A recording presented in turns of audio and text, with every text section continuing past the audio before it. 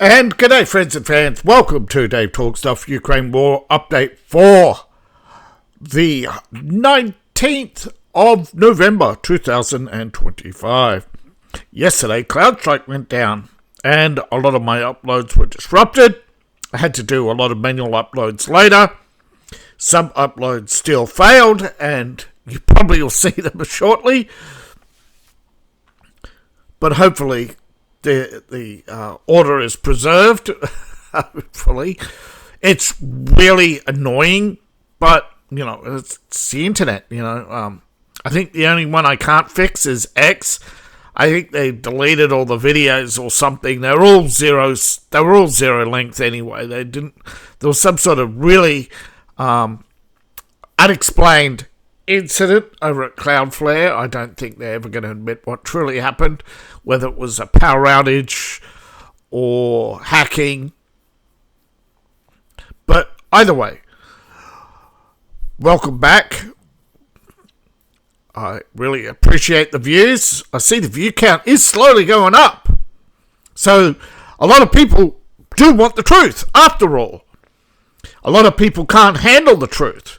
For the last couple of years, people have wanted the comfortable lies. On average, 160,000 people go to watch Ukraine War. Well, between 160 and 384,000 watch Ukraine War videos. Unfortunately, most of them watch pro-Ukrainian channels, snippets of the same Russian tank being destroyed, and then, oddly enough, you notice that the markings are blurred out. Well, that's because it's actually a Ukrainian tank, but they'll never admit that. They won't admit anything. Remember that big parade of armor recently shown on, I think it was AP or CNN? I think there was actually a Russian tank column headed into Pavlovsk.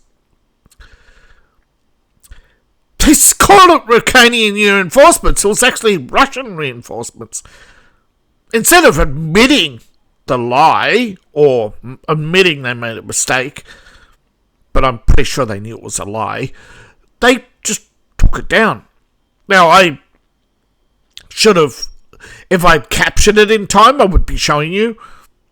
And yeah, that's the problem when you're setting things up, is sometimes you don't know what is going to happen. But I noticed, wait a minute, the Z dash, that's what the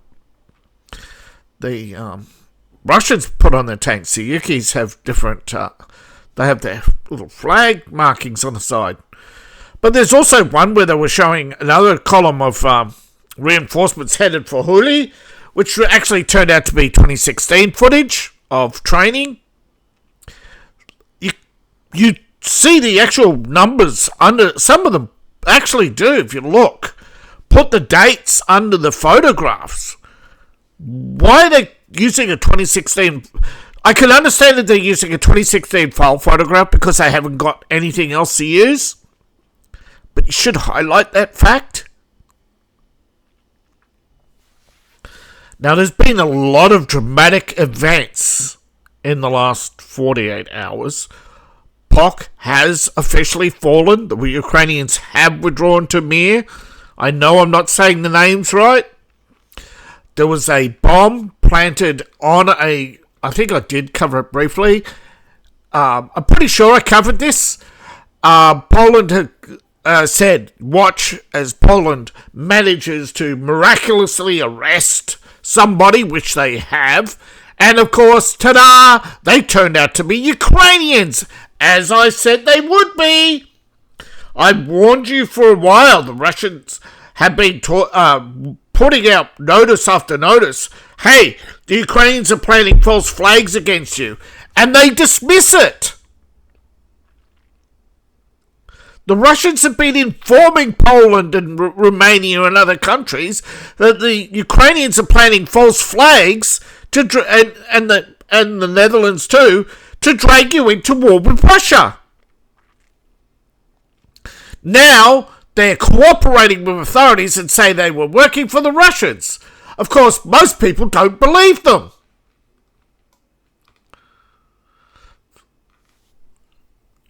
and then claiming that there's going to be a full-scale invasion with 2 or 3 years. Well, in 2 or 3 years, how much of Ukraine has Russia captured? 20%. So in 2 or 3 years, that would be 40%, not 100%. And I think, actually, as Russia takes more territory, it's going to get harder for them, not easier, as proven in recent events. It's taking longer for Russia to capture big areas. Look how long it took to capture Bakhmut. 9 months. How long did it take to capture POK? Over a year. And other areas haven't fallen yet. And they've Kupiansk 2 years. Honestly, I have seen this story before. I know a lot of people don't know this story, but back in World War I, British intelligence claimed that fed false information to Germany about a Russian build-up, fed Russia and France, knew Russia and France were in a secret alliance, and said that the Germans were moving troops to Serbia as a prelude to war with Russia, and France declared war on Germany without even verifying. Germany only sent 10,000 troops, by the way, to quell riots in Serbia after the death of the Archduke, and that was actually 6 months ago. But they still did it anyway. And then Britain declares war, saying, "Oh, look, we can't have Germany dominate Europe," and people still don't understand. You lost World War I. You lost World War II. You slaughtered your own population and then replaced it. And they're doing it now to Ukraine. They provoked Russia by shelling Donetsk, and then not one, but 2 peace deals. Ukraine failed to honor 2 peace deals. In 2022, Putin issued a notice. Not many picked it up, and threatened Ukraine with war if they did not honor the Minsk II Accords. All they had to do was hold an election monitored by several nations, including Russia and India and China. China was the security guarantor at the time for Ukraine, not the West. The EU wouldn't monitor the elections, so everything fell apart. They deliberately provoked war. Zelensky was telling the Ukrainians that Russia was weak and would never invade. At the same time, key people were shipped out of Ukraine, including Zelensky's own family. He knew from British intelligence that Russia was on their borders 6 weeks before it was announced to the world. And then Russia was the one who announced to the world they were going to invade Ukraine if Ukraine did not honor their agreements. And Zelensky called Putin a coward and said he would never do it. But that broadcast was never broadcast in Ukraine. Only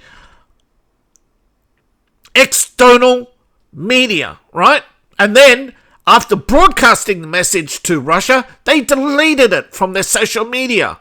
Now, I don't know who captured it, but they keep talking about it.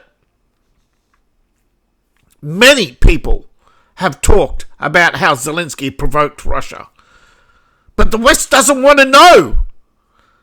And when you fail to embrace the truth, you cannot reach consensus. And if you cannot reach consensus because you refuse to change your mind to adjust to the truth, then you pollute history, you destroy nations, you destroy trust, and you build this wall around you which nobody can trust you, because no matter what happens, you stick to ideology and not actuality. And to say that Putin will return to the Baltic borders with even more troops and military equipment before the invasion of 2-3 years ago, remember, when they invaded Ukraine, they had 96,000 troops in Ukraine. After the first year, they increased that. So no, this is they're bullshitting to you. Estonia is bullshitting bullshitting to you. All these people want to take out their anger and frustrations on Russia because they cannot move on. They cannot forgive. They cannot forget. This is the problem with socialism and communism and liberalism. They're all the same isms. Judaism. They're all the isms. The collectivism. Collective punishment. So, Ukraine pays the price of Zelensky's arrogance and the socialist liberal alliance with their paranoia and their delusions, and eventually their angst. They build up angst with constant criticism. Look how much criticism they laid on, and people forget. There was a coup in Ukraine in 2014. There's been violence in Ukraine against ethnic Russians since 2014. And there's now growing violence against anybody they even suspect of being a Russian in the US or Canada and Britain. Now, if it was violence against Muslims, the government would straight away rush to their aid, or Jews, but not if they're Christian or Russians. And that's on you for allowing politics to become so divisive and to allow targeted violence because you want to turn the other cheek. That's the words, not to violence. You were never told to not defend yourself. Now, of course, in response, Ukraine now pays the price. Russian missiles have hit multiple locations, so much for the new air defences, although they claim now that they're not going to be ready for some time. See how they cope? They claim to have strengthened Ukraine's air defences, and then as soon as Russia pokes holes in it, they say, oh, no. It's going to take time to strengthen Ukraine's air defences. Now they're talking about the French jets only arriving in 27. So, this is ridiculous. Now, I think this French jet deal is nothing more than a smokescreen to siphon off labour from Ukraine for France to build these aircraft and air defence systems so they can buy time to build up for war. I honestly think I've heard UK is building multiple ammunition plants. Again, there's no need, they won't defend the UK from boats, from thousands of boats crossing. They won't defend the UK when Muslims declare Whitechapel is now Muslim territory. No. They won't defend Ukraine, the US border. They'll defend Ukraine's border. Spain is now on a paranoid rant that Russia is trying to interfere in elections, the typical socialist rant when they're losing, Russia.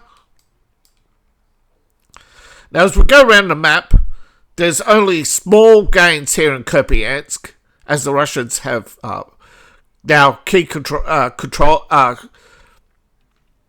moving in on key center of this area here. Though they're still held out, the Ukraine still hold them back in several areas. I think it's more of a weather and manpower issue because other sieges have always had more priority than Kupiansk. Now, other areas, the Ukrainians are holding the Russians back and have done for some time.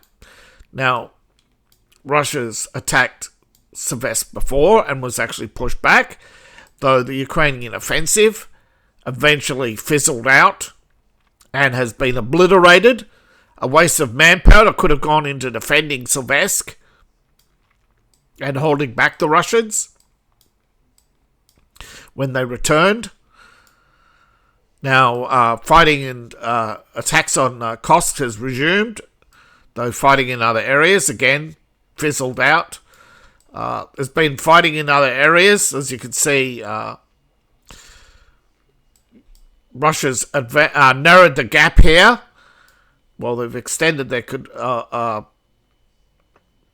they've captured this yesterday. Captured a little bit more territory here, but they've gone past Bavorsk, okay? Captured a lot of territory, in fact. But this key area is either low priority or the Ukrainians holding them back here, but now their backs are to the wall. We've only a narrow corridor left behind. Russia's made significant advances in other areas.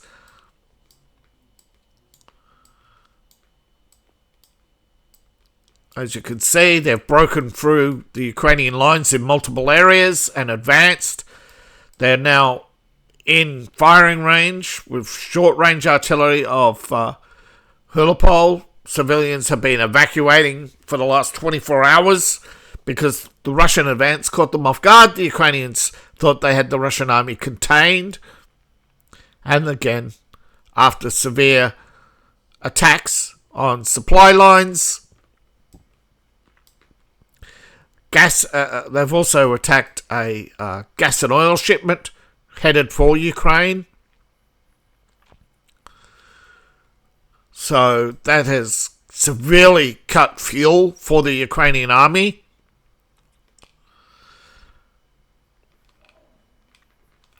If you don't know, the American tanks, they run on gas, not the gas turbines. But according to Al Jazeera, Russia has put Ukraine in a dire situation as they close in on Hulipol. But it's not the only area they advance in. Of course, they have 3/4 of Zaporozhye has been occupied since 2022. 700,000 residents have up and fled overnight. The front line itself is in earshot of the town. Now, this is an old photo. This is a drone strike at Zaporozhye in October. See, again, Ukraine is not putting... I believe they're doing this because Ukraine isn't putting enough photos out. And again, you can see that this building was hastily repaired before with... I forget what they call it, but... I think they call it concrete planking, you know, when a building's smashed and they need to make emergency repairs. They use these preset concrete blocks with bolts in them, and they bolt them to metal rails on across the floor, and then they concrete it over. So they put up these concrete blocks, and see there's where they were bolted to. With the hadn't even dried, right? Smashed. And a missile hit here, and yet the weight straight down because it all collapsed. It's not a bit. It was a small explosion. I don't think it was a missile, but it could have been a short range. You never know. Now there was different media outlets have different versions of this. Overall, most of them agree that is a gas and oil plant, a gas or oil plant. Most likely oil facility, storage facility was hit. But it also could be burning transformers because they also, oil, you know, those big oil transformers, you know, they got oil capacitors. But the wounded don't add up, right? Only 10 killed, only 5 killed, only civilians killed.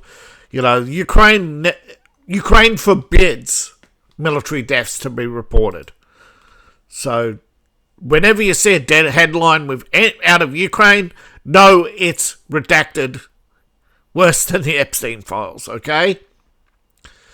Now, there were multiple explosions overnight, and by early morning, there were still explosions as Ukrainians set off for work. And as you can see, parts of the city dimmed, but lights were still on in many areas. Air raid sirens. Most didn't even respond to air raid sirens. This is war weariness is setting in, though in some areas it was partially lifted. Multiple explosions rocked multiple towns in western Ukraine, and power went out in multiple areas, including air closures in Poland because they wanted to launch aircraft. Allegedly, again, another drone incursion threat, which never happened. This is Poland, again, trying to manufacture war. All right, they're trying to manufacture public outrage to gain consent for war against Russia, because Europe can't declare war legally. Okay? This is the problem. The EU's hampered their own ability to defend itself again, right? In that they've taken on an external problem which they cannot defend to their people. Their people are outraged that Europe is sending billions everywhere and won't defend Europe, and now they want to defend Ukraine. And now they're scrambling for money because for years they've trained a parade ground army of miscreants who are very good at marching but not very good at fighting or wanting to fight. The French army wouldn't even turn out to defend France against the recent riots in central Paris by the Africans. That's how cucked they are. Weak. So those who won't defend France are supposed to defend Ukraine, and they don't want to defend Ukraine either, really. Now, the US has allegedly been drafting a Ukrainian peace plan, believing that the work can bring about closure. Now, of course, they've consulted with Russia because it's a complex issue. You can't just say to Russia, give Zelensky everything he wants, and then just say, no, we'll just pound him into the ground. But Zelensky somehow thinks that's how war works. When Zelensky says, I want something, I get something because I am the Zelensky. You give, Ukraine, you says you give, and we will not repay. We never repay because we are Ukraine, we are poor. You have to give. And you're soon learning why Russia doesn't want Ukraine. They don't want Ukraine. They were happy to say goodbye to Ukraine. They were sorry to see you go, but they wanted still to live neighbourly and support Ukraine's economy still and maintain some sort of trade and friendly relations. But Ukraine was having none of that. They kept taking their frustrations out because Ukraine has many, many problems. Ukraine had a huge crime spike after the fall of communism. Sex trafficking went through the roof. And Europe crumbled. Now, will French jets help Ukraine? No, because they're not arriving. This is what people don't understand. This deal is smoke and mirrors. It's just talk. It's like talk of long-range missiles and storm shadows. Has storm shadows been the wonder weapon? I thought the RST was the air wonder weapon that was going to survive. I thought the Hawk or the Patriots, they were the wonder weapons. Oh, no, the GLAD system from Poland. No, the Crab system. No, the Crab tank from Poland were going to save Ukraine. And you're starting to see a pattern, right? Every weapon's a wonder weapon. We've heard this story before. 1944. We have another wonder weapon. We've got her, Führer. Put it with the pile of the rest of the wonder weapons we cannot build because we don't have the resources. Put it alongside the jets and the rockets and the guided missiles and all the other pie in the skies, you know. But I guess, you know, the V1 and the V2 was successful. But no, the British had outwitted them and sent in saboteurs. And this is what they thought they were going to do again, right? The Russians were winning. No, we'll just send in saboteurs and destroy Putin's airplanes. Well, they damaged 10 out of what? 3,700 or something? You know, Russia has over 1,000 aircraft, right? I know a lot of them are only mid-tier jets, like the Su-25 and Su-35. And a lot of MiG-25s, actually a lot of MiG-25s are going out of service and being replaced by MiG-31s. But still, Ukraine has lost most of its aircraft, and what's left won't come within shooting distance of the front line, because every time they do, they have a 1 in 2 chance of not coming back. Okay, they send 2 out and only one comes back. Oh, Yemak. Zelensky's aide. Yeah. Chief of Staff, Andrei Yemak. The chief architect of all the corruption. Allegedly the chief architect of Zelensky's rise to power. Sorry. What was that? Yeah, you heard me. But you know, most people out there will tune out, don't want to hear it. They cannot handle the truth. Now, this is... Again, I'm not saying that Russia's winning because they're so great and so wonderful and so strong and so virile. No, they have, and I suppose it's a little bit of luck, but a lot of it's to do with how poorly mismanaged Ukraine is. But again, we've seen the West mismanage so many wars. And some of them, like here with Ukraine, just a guy who's fought against Russian equipment in Iraq, outnumbered, said to Ukraine that they shouldn't rely solely on any one piece of equipment, that they should have, that they're rushing their troops in half prepared. They're sitting there and defending ad hoc positions, allowing the Russians to go around them instead of having a multi-layered single line of defense. And that, a curve, basically. So the Russians come from the north, the south, southeast or northeast, if they cross into Belarus, well, then, right, you could say, right, Russia's, expanding the war, and that would allow Europe to basically negate any, what appears to be, basically, they should, and plus, again, half the reason why Ukraine is losing is because of the half-assed, and which they blame Trump, right? But seriously, how many artillery pieces has France given or delivered? How few artillery pieces? How many times have we heard Ukraine's had an ammunition crisis? Drones. Remember when drones and this new drone factory? Seriously, you've taken months to set up a drone factory?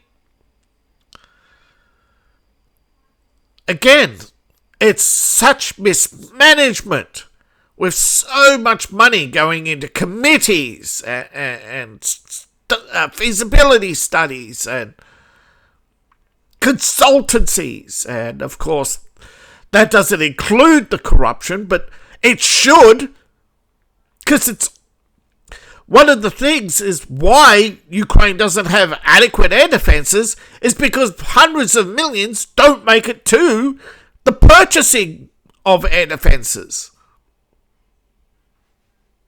And again, Ukraine seems to be paying a huge cost, but so is the West. It's only a matter of time before, again, one of the reasons why Russia is winning is quantity has a quality of its own. America, in particular, is relying too much on quality of weapon instead of the low-cost feasibility, right? One of the reasons why they designed the GM to be fixed like a tractor, right? So that anybody could fix it. You take the Abrams, every time they only got half of them operating at any one time, and they're constantly running out of gas because they're gas turbine. They have to have their own logistics centre and logistics hub. Same with the Polish tanks. Every time a Polish tank is detracked, every time a British tank is detracked, and they're detracked often, you hardly see tanks in this war because, as I've shown you, drone strike after drone strike, they're not destroying the vehicles, but they damage them. And every time they're damaged, their engines shut down, their power management won't. When their power management overheats, their electronics fry. An engine fire cooks all the insulation on the engine. But now and again, you get an ammunition explosion. They hose out the tank and then replace it. The tank is intact, but the crew is just hosed out, and they replace them. Zelensky doesn't have, and Sky News recently asked a question. I forget who they asked. One of the big think tanks. When's Zelensky going to realise that Ukraine can't win this war? And they were Sky News was told that they'll never accept it. Right? They have to. It is a possibility that Ukraine has to be defeated on the battlefield because the government has to collapse. Okay. The only way they're going to accept defeat is when the government collapses. That's either they're defeated on the battlefield or the army or the people turn against them. But what happens is, and I sincerely hope this, is when Russia's finished liberating the territories they claim to want to liberate, that they will hold position and just set up the buffer zone and hold position. Because, see, Russia and Ukraine are using two completely different tactics. Ukraine is using a static defense, or fortress defense, combined with what you would call wearing down tactics, right? You make the enemy grind against your fortress, and then they have to grind against the next fortress each time. Allegedly, they're supposed to be weakening. That's not happening. But Russia is using grinding tactics against the Ukrainians as well, with drones and missiles. And that is working because Ukraine keeps running low on resources. They can't build huge bunkers. I heard recently a Ukrainian general, what do you call it? One of the Ukrainian subcommittees or whatever for Ukrainian defense was fired because they wanted to know what happened to 1.2 billion spent on the defense of Lyman. Where's the bunkers?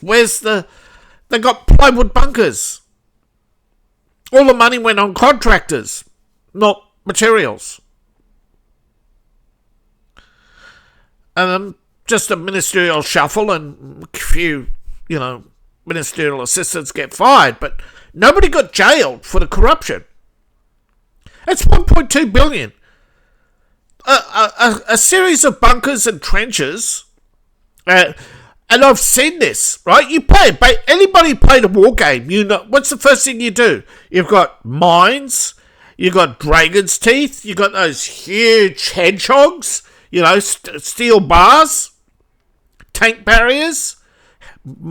Where's the barbed wire? Where's the tank barriers? Where's the trenches?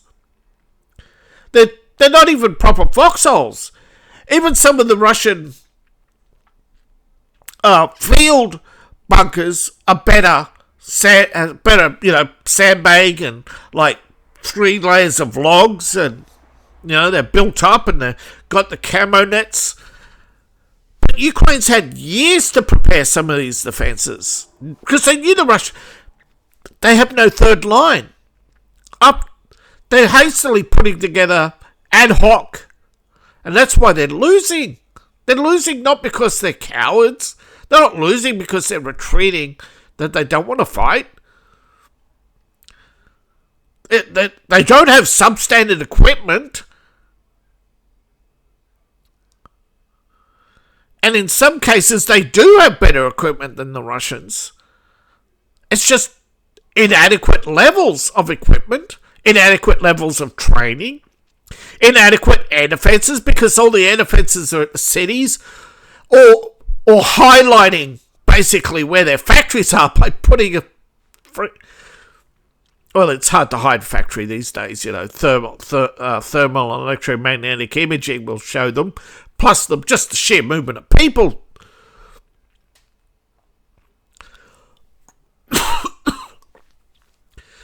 And you try to tell people this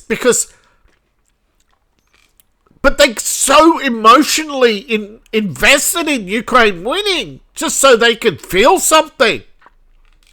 It's like, they're treating me like I'm some Grinch who's popped their balloon.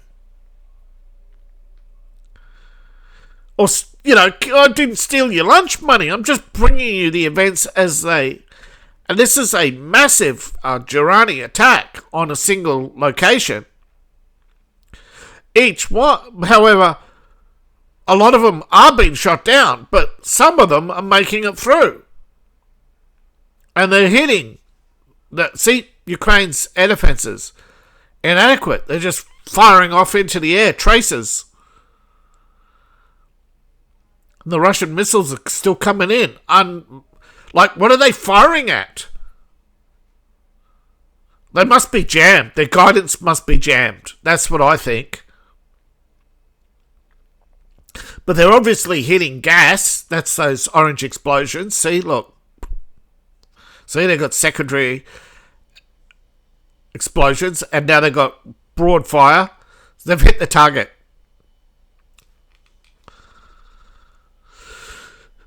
But you can see civilians have smuggled out footage showing the glare at night. But the glare doesn't come across coloured on a mobile phone. But it's huge risk. But they've obviously snuck into one of the many empty apartments to bring you this.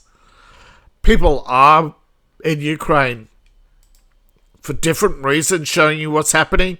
Some because they want the truth out there to basically get the West to do something. A lot of Ukrainians want the West to do something, even if it... now, I don't know how reliable the polls are, but most of the polls outside of Ukraine are negative. Right, support for the Ukraine war averages negative 11% across Europe, but in Ukraine, it's more negativity towards the Ukrainian government. They believe the Ukrainian government is incompetent. And this is the problem. Most of the people supporting the Ukraine war aren't in Ukraine. They're not the ones doing the sacrificing. They're not doing the dying. And most of them who are doing the fundraising, of course, are taking their cut. It's hard work fundraising for Ukraine to buy drones. And I said, Ukrainian civilians don't need drones. Okay? They need winter. They need winter clothing. They need non-perishable food. And they need someone to step in, draw a line, and say, Zelensky, you go into that corner. Putin, you stay in your corner. Don't advance. But until the world could sit down and have an honest conversation, we can't have honest conversations because the majority are still watching bloody bullshit videos about claiming Ukraine any day now is going to be steamrolling into St. Petersburg and destroying all the Russian gas and oil and bankrupting Russia and breaking up Russia and putting Putin on war trials. It's all hope and cope, produced by British intelligence backed by AI. And until I've seen this before.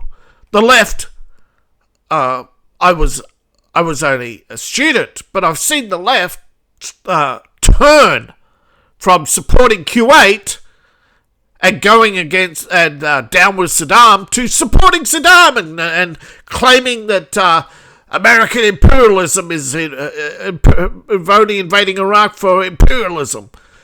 And then France and Egypt pull out of the first Gulf War. All because a bunch of nandy-pandy whiners, right, held a little protest. But my guess is, and we're starting to see that, is these protests are rigged. They know, like they hear through the grapevine that France and that want to pull out, so they give them an excuse. So they stage a protest to make the left look more powerful. The Nazis used this tactic. Never let a good crisis go to waste. As soon as there's a crisis, hold a protest. That gives you political advantage to claim victory. It's like how the left always claim every storm is climate change. You see this, and once you see it, you can't unsee it. Once you see these pounce stories where they pounce on an event and take advantage of it, and how the media is so willing to allow.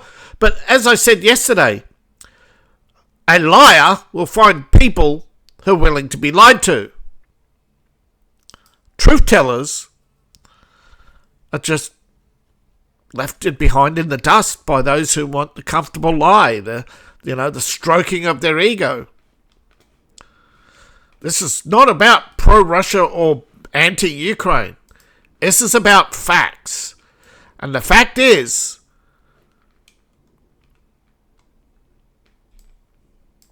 that Ukraine is not defending itself. It's trying to get away with its crimes against ethnic Russians. And Europe is doing the same thing. Always with the Russia stories. Stirring up emotional people to create emotional damage to the population. Stirring up images of World War II and the Nazis, claiming that anybody who opposes Keir Starmer must be a Nazi. Anybody who opposes Islamic fascism must be an Islamophobe. It's the religion of peace, I tell you. Just look at the graveyards of the Christians in Nigeria. That's over and over again. And now they want to, again, as you see, all right, Poland scrambles jets to the Ukraine border. Why? So they can hopefully have an incident which they can then declare war on Russia. It is ridiculous that people will allow themselves to be so manipulated just because they are so... And it's usually because they've wasted their youth on drugs, that they have poor education, but what they do is they go get some useless university degree to make themselves feel superior, like a social worker or something. You know, they don't get a useful degree, although some do, like programming, as you see. But most universities, they just bully people into submission and basically rule over them, you know. I'm not saying all of Ubisoft is full of DEI hires, but that's what they do, you know. They make people socialist by creating this cultural Marxist phenomenon where your job depends on government programs. It's not a free market. And they used then the Ukraine war to basically, we got a shortage. The world has a glut of production. You know the world has a glut production. The world is destroying tons of food to keep prices high. There's a glut of production.